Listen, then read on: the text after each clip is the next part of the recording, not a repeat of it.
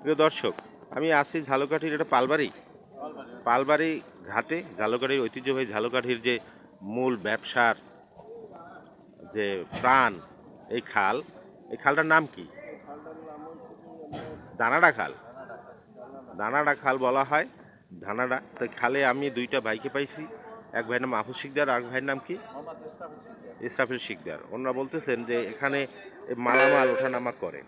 তো এখানে নাকি একটা কি দরকার? একটা জেটির দরকার। আমাদের ওপারে হ্যাঁ ইন্ডাস্ট্রি আছে তো, হ্যাঁ হ্যাঁ অনেক হ্যাঁ। ইন্ডাস্ট্রি আছে। এখান থেকে এই একটাই জেটি মাল মাল আনা নেওয়ার জন্য শ্রমিকদের অনেক কষ্ট হয়। এখান এই থেকে জেটিটা কোনো কি আমাদের আসলে? জেটিটা কি? হ্যাঁ, জেটিটা এটা জেটির দরকার।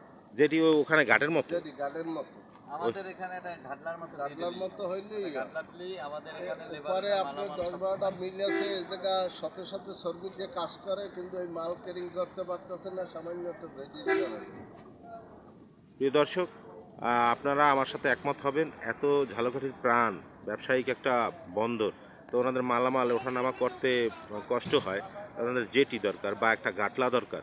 তা পৌর কর্তৃপক্ষের কাছে আমাদের দাবি যে ঝালকাঠি পৌরসভার নির্বাহী যে আছেন, উনি যেন সরজমিনে বিষয়টা দেখেন।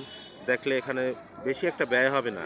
এখানে একটা কোটি কোটি টাকার ব্যবসা হয় এই ঝালকাঠিতে, ওই ঘাট থেকে।